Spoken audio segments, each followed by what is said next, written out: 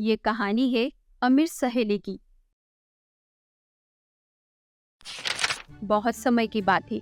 एक गांव में कंगना, पायल और सुनीता नाम की लड़कियां रहती थी, जो एक दूसरे की पक्की सहेलियां थी। तीनों की दोस्ती तो पूरे गांव में मशहूर थी।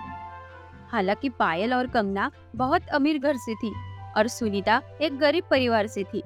फिर भी उनके बीच अमीरी और गरीबी की कोई दीवार नहीं थी। हर दिन तीनों एक साथ कॉलेज जाती, एक बेंच पर बैठकर लेक्चर अटेंड करती और लेक्चर खत्म होने के बाद एक साथ ही घर जाती। एक दिन लेक्चर खत्म होने के बाद, बहुत भूख लगी है, चल कुछ खा के आते हैं। हाँ चल, कुछ खा लेते हैं। चल सुनीता। नहीं, मुझे भूख नहीं है, तुम जाओ खा के आओ।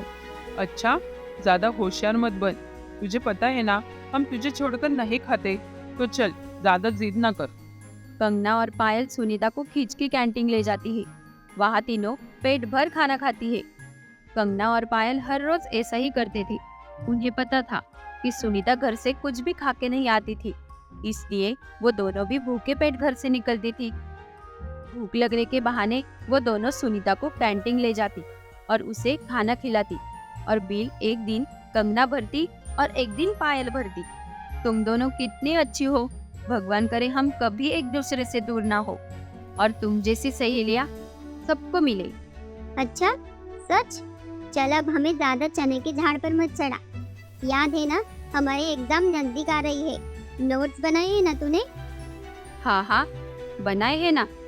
हाँ तो ठीक है, कल कॉलेज आते वक्त लेके आना, हम उनकी कॉपी निकाल लेंगे।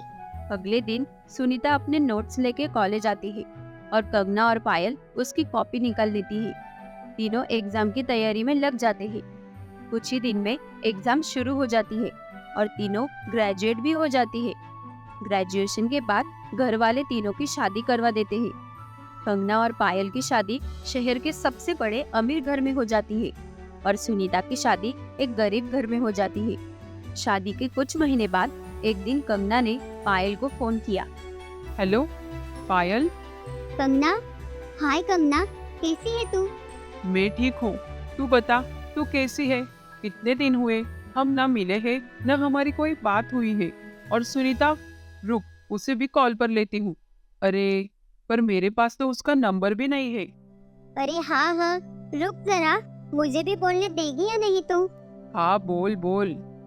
सुनीता का नंबर तो नहीं है मेरे पास, पर उसके घर का एड्रेस है। हम उसके घर जाते हैं, फिर हम ढेर सारी बातें करेंगे। अरे वाह, तो देर किस बात की, चल चलते हैं उससे मिलने।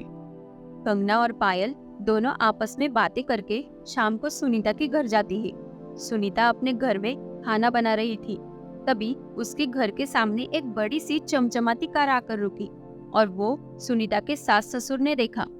देखो तो, हमारे मोहल्ले में आज कोई अमीर लोग आए। हाँ, पर ये हमारे घर के सामने क्यों रुकी है? शायद रास्ता भटक गए होंगे। तभी उन्होंने देखा गाड़ी से दो लड़कियां बाहर निकली और वो उनके घर के तरफ ही आ रही थी। अरे ये तो हमारे घर की तरफ ही आ रहे। बोला ना, रास्ता भटक गए हैं शायद। कंगना और पायल ने बाहर से आवाज दी तो सुनीता के ससुर ने दरवाजा खोला। जी बोलिए, कौन चाहिए आपको? नमस्ते चाचा, सुनीता है। हम सुनीता की सहेलियां हैं। हम तीनों एक साथ पढ़ाई करते थे। पढ़ाई खत्म होने के बाद हमारी शादी हो गई और उसके बाद हम कभी नहीं मिले। तो आज हमने सोचा कि फिर से एक साथ मिलके पुरानी यादें ताज़ा की जाए, तो हम सुनीता से मिलने चले आए। अच्छा किया बेटा, आओ घर में आओ, मैं सुनीता को बुलाता हूँ। कंगना और पायल घर में आई तो सुनीता की सास वही बैठी थी। दोनों ने हाथ जोड़कर उनका आशीर्वाद लिया। सुनीता बेटा, देखो तो कौन आया है, जल्दी आओ। सुनीता बाहर आई और अपने सामने कंगना और पायल को देखकर वो बहुत खुश हुई। अरे पायल, कंगना, तुम दोनों यहाँ?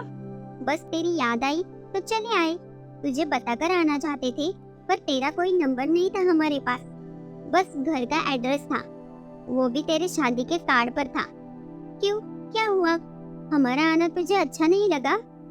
अरे ऐसी कोई बात नहीं है, मैं तो बहुत खुश हूँ तुम दोनों को देखकर। अरे सुनीता बहू, यही खड़े खड़े बातें करोगी क्या? जाओ उन्हें तुम्हारे कमरे में लेके जाओ। ठीक है माँ जी। सुनीता कंगना और पायल को अपने कमरे में लेके जाती है। सुनीता के कमरे में कोई बेड नहीं था, बस जमीन पर एक चादर बिछाई हुई थी। सुनीता को आज अपने गरीबी की शर्म आ रही थी, पर उसकी सहेलियां वो तो कुछ न सोचकर नीचे बिछाई चादर पर जाके बैठ गई। सॉरी यार, मेरे कमरे में कोई बेड नहीं है, तुम्हें नीचे बैठना पड़ा। पहले बता देती तो कुछ इंतजाम करके रखती मैं। देख, हम तेरे घर में क्या है क्या नहीं ये देखने नहीं आए हैं। हम तो बस हमारे प्यारी सहेली से मिलने आए हैं और उससे ढेर सारी बातें करने आए हैं। हाँ, हम तो सिर्फ यही देखने आए हैं कि तू कैसी है। तू तो शादी के बाद गायब ही हो गई, ना फोन ना मैसेज। अरे मेरे पति एक प्राइवेट कंपनी में काम करते हैं। वो उतना ही कमाते हैं जितने में घर चलता है। वो मुझे मोबाइल फोन नहीं दिला सकते। तीनों सहेलियां आपस में बातें कर रही थी। तभी वहाँ सुनीता का पति दिनेश वहाँ आ जाता है। सुनीता दिनेश को कंगना और पायल से मिलवाती है। सुनीता, तुम्हारी सहेलियाँ पहली बार हमारे घर आई, उनके लिए कुछ अच्छा सा खाने के लिए बनाओ। चलो, मैं भी तुम्हारी मदद करता हूँ। नहीं नहीं जीजू, हम करते ही ना उसकी मदद। आप अभी काम से आए हो ना, आप जाओ आराम से बैठो, हम सुनीता की मदद कर देंगे। सुनीता कंगना और पायल रसोई में जाते हैं। सुनीता दिनेश को पनीर लाने को कहती है और वापस रसोई में आती है तो देखती है कंगना और पायल सब्जियां काट रही थी। अरे तुम दोनों क्या कर रही हो? दिनेश पनीर लाने गए हैं, आज पनीर की सब्जी बनेगी। सुनीता ने मस्त गर्मा गर्म पनीर की सब्जी बनाई और कंगना और पायल ने जमकर पेट भरकर खाना खाया। वाह सुनीता, तेरे हाथ के खाने का तो जवाब ही नहीं। हाँ सच में, तेरे सामने तो बड़े बड़े शेप भी फीके हैं। वाह, आज तो मजा ही आ गया। तभी बाहर तेज तूफान के साथ जोर जोर से बारिश चालू हो गई। हमारे मोहल्ले में बहुत पानी भर गया है, आज आप यहीं रुक जाओ। हाँ सुनीता, हमें भी लगता है आज हमें रुक जाना चाहिए। सुनीता के घर में एक ही बेड था जिस पर उसके सास ससुर सोते थे। आपने इन्हें रोक तो लिया, पर हमारे घर में एक ही बेड है और इन दोनों को फर्श पर सोने की आदत नहीं है। कोई नहीं बेटा, एक दिन हम फर्श पे सो लेंगे। तुम कंगना और पायल को यहाँ सुला लो। ठीक है पिताजी। फिर सुनीता बेड पर अच्छे से चादर बिछा देती है और कंगना और पायल को वो वहाँ सोने को कहती है। चाचा और चाची कहाँ सोएंगे? तुम सो जाओ बेटा, हमें फर्श पर सोने की आदत है, तुम आराम से सो। नहीं चाची, आप और चाचा ऐसे फर्श पर सोएंगे और हम बेड पर, हमें अच्छा नहीं लगेगा। और वैसे भी आज हम तीनों सहेलियां एक साथ फर्श पर सोएंगी और रात भर ढेर सारी बातें करेंगी। पर तुम दोनों को फर्श पर नींद नहीं आएगी। चाची, हम यहाँ अपने सहेली के साथ वक्त बिताने आए हैं। हम हमारे पुरानी यादें ताज़ा करने आए हैं। हम कहाँ सोए कैसे सोए इससे फर्क नहीं पड़ता। हम तो हमारी प्यारी सहेली के साथ वक्त बिताना चाहते हैं। बस आप आराम से यहाँ सो जाओ, हम सुनीता के साथ फर्श पर सो लेंगे। सुनीता के सास ससुर को कंगना और पायल का ये स्वभाव बहुत पसंद आया। बेटा, तुम दोनों तो बहुत ही संस्कारी हो। तुम्हारे विचार और बोलने से बिल्कुल भी नहीं लगता कि तुम अमीर हो और हम गरीब। अरे चाची, हम पैसों से अमीर हैं, पर आप तो मन से अमीर हो। आपने जो हमारा आदर सत्कार किया है वो हम कभी नहीं भूलेंगे। सुनीता ने कंगना और पायल को गले लगा लिया। तीनों सहेलियों ने फर्श पर ही रात बिताई और ढेर सारी बातें की। अगली सुबह दोनों सहेलियां अपने घर चली गई। फिर कुछ दिन बाद कंगना ने सुनीता के पति को अपने पति के बिजनेस में मैनेजर की पोस्ट पर काम दिया। उस वजह से सुनीता की गरीबी दूर हो गई। ये कहानी है गरीब माँ के अमीर बेटे की। एक समय की बात थी, एक गांव में मनीषा अपने 3 साल के बेटे के साथ रहती थी। मनीषा के लिए उसका बेटा गोलू ही सब कुछ था। वैसे तो गोलू बस 3 साल का ही था, पर उसके माँ को उससे बहुत उम्मीदें थी, क्योंकि पति के गुजर जाने के बाद अब गोलू ही उसके जीने का सहारा था। अरे ओ मनीषा, चल जल्दी, बहुत देर हो गई है। आज काम पे जल्दी जाना है हमें। हाँ दीदी, आ रही हूँ। हाँ चलो निकलते हैं। हाँ निकलते हैं, पर ये गोलू भी तेरे साथ काम पे आएगा? हाँ, तो इसे कहाँ छोड़ूंगी? अरे कहाँ छोड़ेंगे मतलब घर पे ही छोड़ेंगे। और कहाँ छोड़ेंगी? मैं भी तो अपने बच्चे घर पे ही छोड़ती हूँ। नहीं नहीं दीदी, अभी मेरा गोलू कितना छोटा है, ये अकेला यहाँ कैसे रहेगा? ये बिल्कुल भी तंग नहीं करेगा। बहुत समझदार है मेरा गोलू, जहाँ बिठाऊंगी वही चुपचाप बैठा रहेगा। और इसका खिलौना है ना, उसे बहुत पसंद है, उसके साथ वो खेलता रहेगा। नहीं मनीषा, यहाँ की बड़े घर की मालकिनों को तुम जानती नहीं हो। तुम्हारा पहला काम है ना, इसलिए घर में नौकरानी तो चाहिए, पर अगर उसका बच्चा उसके साथ काम पे आया, वो मंजूर नहीं है। अच्छा, तब तो मुश्किल हो जाएगा दीदी। मैं अपने गोलू को ऐसा अकेला नहीं छोड़ के जाऊंगी। पर अब हम क्या कर सकते हैं? तू एक काम कर सकती है, इसे मेरे घर पे छोड़ दे। मेरी बड़ी बेटी सीता इसको अच्छी तरह से संभालेगी। वो उसके छोटे भाई बहनों को अच्छी तरह से संभालती है, तेरे बच्चों को भी संभाल लेगी। दीदी, अगर ये रोया तो ये कभी अकेला नहीं रहा है।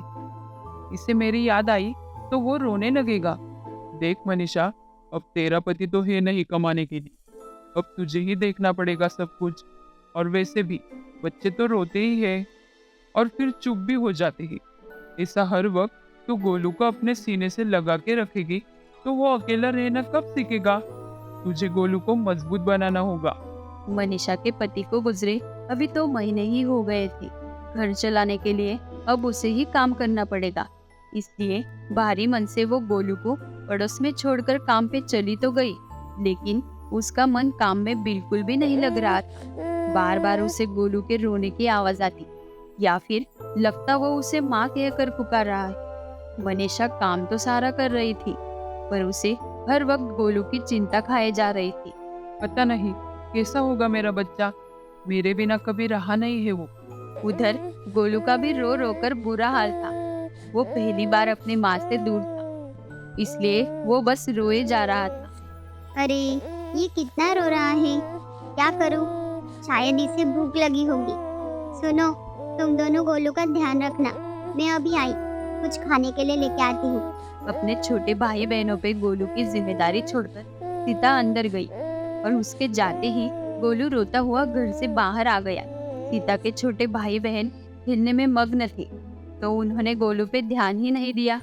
3 साल का गोलू, जिसे कहाँ जाना था वो भी पता नहीं था। बेचारा रोते रोते मेन रोड पर आ पहुंचा, जहाँ बहुत तेजी से गाड़ियां जा रही थी। वो अपनी माँ को ही पुकारे जा रहा था। फिर अचानक वो बेहोश होकर जमीन पर गिर पड़ा। उधर मनीषा को जैसे ही गोलू के गायब होने का पता चला, उसके पैरों तले जमीन खिसक गई। ये क्या कह रही हो दीदी? कहाँ गया होगा मेरा बच्चा? वो कितना छोटा है, वो कैसे कहाँ जा सकता है? आपने बोला था ना सीता उसे संभाल लेगी, तो फिर उसने मेरे गोलू पे ध्यान नहीं दिया। मैं तो आपके भरोसे थी ना। मुझे कुछ नहीं पता, मुझे मेरा गोलू अभी लाके दो। माफ कर दे मनीषा, मेरी ही मति मारी गई थी जो गोलू को सीता के पास छोड़ दिया। सीता बता रही थी वो तुझे याद करके बहुत रो रहा था, शायद वो तुझे ही ढूंढने बाहर निकला होगा। चिंता न कर, मिल जाएगा गोलू। मनीषा और कविता ने आसपास का सारा इलाका छान मारा, पर उन्हें गोलू का कुछ पता नहीं चला। पुलिस के पास जाकर भी कुछ फायदा नहीं हुआ, उन्हें भी गोलू का कुछ पता नहीं चला। मनीषा गोलू को दिन रात यहाँ वहाँ पागलों की तरह ढूंढने लगी। गोलू को लापता होके 3 दिन हो गए थे। मनीषा को तो ना खाने की सोच थी, ना पीने की। रो रो कर उसने अपना बुरा हाल बना रखा था। तेरा गोलू मिल जाएगा मनीषा। 3 दिन से तूने कुछ नहीं खाया, थोड़ा तो खा ले। तू ऐसा अपना हाल बना लेगी तो गोलू को कैसे ढूंढ पाएगी? ये छोले की सब्जी है ना दीदी, इसे आप ढक के रख दो। मेरे गोलू को बहुत पसंद है ये सब्जी।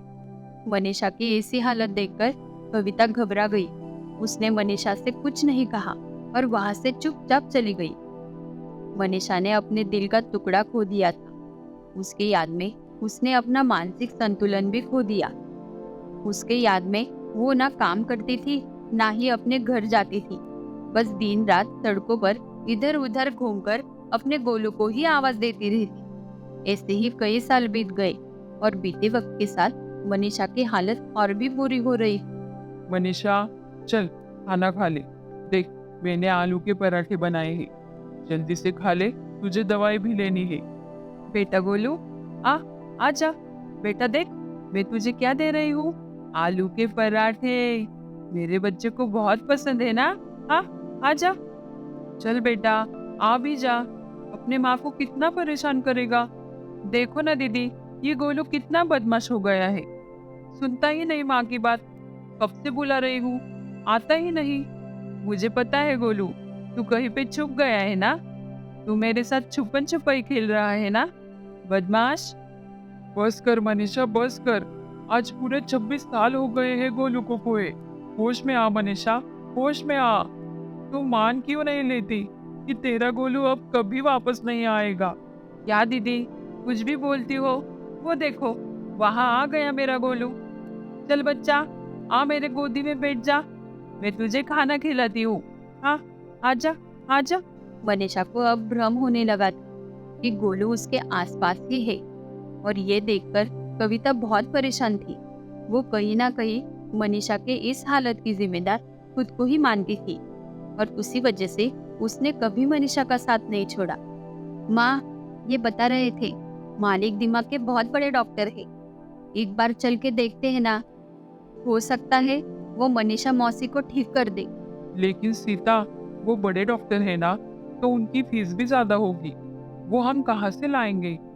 नहीं माँ, मालिक बहुत दयालु है, इन्होंने पहले ही सब बात कर ली है। वो मौसी का इलाज मुफ्त में करने के लिए तैयार है।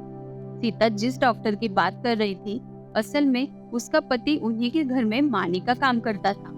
अब मुफ्त में इलाज करेंगे, ये सुनकर कविता फौरन ही मनीषा को लेके उस डॉक्टर के घर पहुंची। जी, मैंने इन्हें चेक किया है। इनकी हालत बहुत समय से खराब है। मुझे इन्हें ऑब्जर्वेशन में रखना पड़ेगा, तभी कुछ कह पाऊंगा। तो आप ऐसा कीजिए, इन्हें कुछ दिनों के लिए मेरे साथ रहने दो। हम इनका बहुत अच्छे से ख्याल रखें। डॉक्टर प्रणव की बात पर भरोसा करके कविता मनीषा को उसके पास छोड़ देती है। देखो, चलो ये खाना खा लो। अगर आपने ये खाना नहीं खाया तो मैं भी खाना नहीं खाऊंगा, देख लेना। अरे अरे, गुस्सा मत हो गोलू बेटा, तू तो मेरा राजा बेटा है ना, गुस्सा मत हो। आती हूँ। जब से मनीषा डॉक्टर प्रणव से मिली थी, वो उसे गोलू कहकर ही पुकारती थी, और डॉक्टर वो भी उसे गोलू बनकर ही बातें करता था, जो कि डॉक्टर की माँ को पसंद नहीं था। तो क्यों इस गरीब का इलाज कर रहा है, और ये तुझे गोलू बेटा क्यों बोलती रहती है बार बार। माँ, वो बीमार है, शायद अपने बेटे को याद करती है। बेटे के हादसे की वजह से ही उनकी ये हालत हुई है, और पता नहीं क्यों मुझे लगता है मैं ही उनको इससे बाहर निकल सकता हूँ। डॉक्टर प्रणव ने मनीषा का इलाज शुरू रखा, और कुछ ही दिनों में मनीषा की तबीयत में सुधार आने लगा। फिर एक दिन, गोलू बेटा देख, मुझे क्या मिला है, तेरे बचपन का खिलौना, तुझे बहुत पसंद था ना। पता है, तू इसके साथ इतना खेलता था कि पूछो ही मत। रात को इसे लेकर ही सोता था। मनीषा की बातें सुनकर डॉक्टर और उसकी माँ दंग रह गए। दरअसल वो खिलौना तो डॉक्टर प्रणव के बचपन का था। हैरान करने वाली बात यह है कि डॉक्टर उस खिलौने के साथ उसी तरह खेलते थे जैसे मनीषा ने बताया। फिर तुरंत ही डॉक्टर की माँ ने कविता को फोन करके बुलाया और मनीषा के बेटे के बारे में पूछा। कविता की बात सुनकर डॉक्टर की माँ डॉक्टर से बोली, प्रणव, तुम मुझे हमेशा पूछते थे ना कि तुम्हारी बचपन की तस्वीर क्यों नहीं है। तुम्हारे प्रश्न का उत्तर आज मैं तुम्हें देती हूँ। दरअसल तुम ही मनीषा के बेटे गोलू हो। 26 साल पहले तुम मुझे सड़क पर बेहोशी की हालत में मिले थे। तब तुम लगभग 3 साल की होगी, और ये खिलौना तुमने कसकर पकड़ा हुआ था। मैं तुम्हें अपने साथ ले आई और तुम्हें वो सब दिया जिसकी तुम्हें जरूरत थी, और तुमने भी बेटा बनकर मुझे वो सब कुछ दिया जो मैं तुमसे चाहती थी। लेकिन अब बारी इस माँ की, जिसने तुम्हारे इंतजार में अपना पूरा जीवन लगा दिया। ये तुम्हारा इंतजार इतने सालों से कर रही है, और उनके इंतजार का फल तुम उन्हें दोगी। सारी सच्चाई जानकर डॉक्टर प्रणव रोने लगे और अपने माँ से रो रो कर कहने लगे, मैं आ गया माँ, तुम्हारा गोलू आ गया। अब आपका गोलू अपनी माँ को छोड़कर कभी कहीं नहीं जाएगा। मनीषा गोलू की बात मुस्कुरा के बस सुनते ही जा रही थी, क्योंकि अब उसे कुछ बोलने की जरूरत ही नहीं थी। आज एक माँ का विश्वास जीत गया था। उसके विश्वास के कारण ही उसका नसीब खुश नसीब हो गया था।